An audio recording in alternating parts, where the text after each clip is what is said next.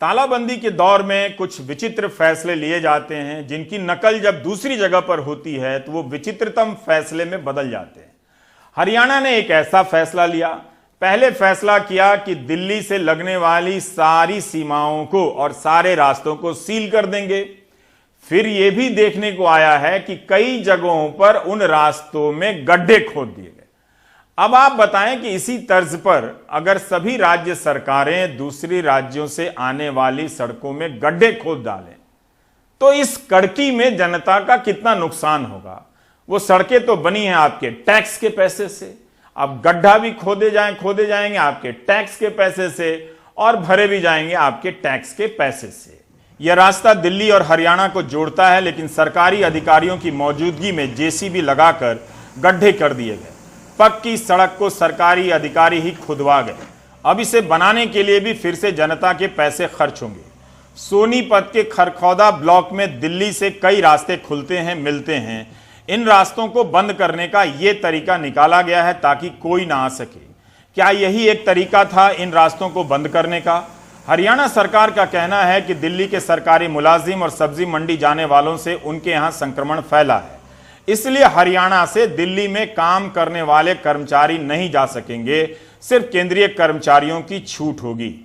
अगर दिल्ली से आने वाले लोगों को रोकने के लिए सड़कों में गड्ढे करना जरूरी है, हरियाणा का यह आइडिया कमाल का है, तो उस लिहाज से तो देश के सारे अंतर्राष्ट्रीय हवाई अड्डों में गड्ढे खोद दिए जाने चाहिए, क्योंकि बाहर से ही कोई संक्रमण लेकर भारत आया था। आजादपुर सब्जी मंडी में कोरोना से संक्रमित मरीजों की संख्या 15 हो गई है। शायद ये वजह रही कि हरियाणा ज्यादा अति सतर्क हो गया और इस तरह के फैसले लिए गए वहां पर। मगर दूर दराज के इलाकों में भी इसी किस्म के फैसले लिए जा रहे हैं। लोग आशंकाओं में, कम जानकारियों के कारण घबराहट में एक दूसरे के मोहल्ले को बांस से, दीवार से पत्थर लगाकर बंद कर दे रहे हैं।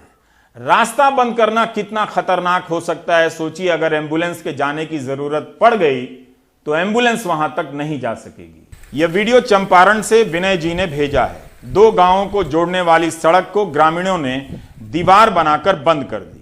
यह सड़क उस गांव की तरफ जाती है जहां के एक व्यक्ति को कोविड-19 हुआ है, तो करमुआ गांव के लोगों ने रास्ता ही बंद कर दिया। रात भर में ईंट से दीवार बना दी। इसका मतलब है कि लोगों को अभी भी कोविड-19 के बारे में समझाने की जरूरत है। इस तरह की हरकतों से जिनके लक्षण होंगे वो डर से बाहर भी नहीं आएंगे। दुनिया में जहां लाखों केस हुए, हजारों लोग मर गए, वहां भी इस तरह की हरकतें नहीं हुई। रास्तों में गड्ढे नहीं किए गए, दीवारें नहीं बनाई गई। तालाबंदी को लेकर अलग अलग कल्पनाएं की जा रही हैं। बिना जानकारी और विचार के सबको कड़े निर्णय करने का चस्का लग गया है। कोविड-19 के कारण वायु प्रदूषण कुछ कम हुआ है और हवा साफ हुई है, तो बहुत दूर तक चीजें नजर आने लगी हैं। फिर से बहुत दूर दूर के पहाड़ नजर आने लगे हैं। जालंधर की छत से धौलाधार की पहाड़ियां दिखने लगी थीं, लेकिन 26 अप्रैल की शाम 5:30 बजे सहारनपुर में इसी तरह से हिमालय दिख गया। आयकर अधिकारी दुष्यंत सिंह ने अपने कैमरे से इन तस्वीरों को आपके लिए कैद की और आप देखिए कि कितना साफ सुथरा हिमालय दिख रहा है। ये जो आप देख रहे हैं सहारनपुर की छतों से, वो गंगोत्री के 3 शिखर हैं। खतलिंग ग्लेशियर, माउंट भृगुपंथ, थलय सागर का शिखर, बंदर पूंछ के दोनों शिखर आपको दिखाई दे रहे हैं और सभी चोटियां 6000 मीटर से ऊंची हैं। सोचिए और अंदाजा लगाइए कि काश हिमालय अब दिल्ली से भी दिखने लग जाए, ताकि हम सब दिल्ली वालों को यह एहसास हो कि हमारे नीति निर्धारक जो नीतियां बनाते हैं उनकी बदौलत हम पर्यावरण को कितनी चोट पहुंचा देते हैं।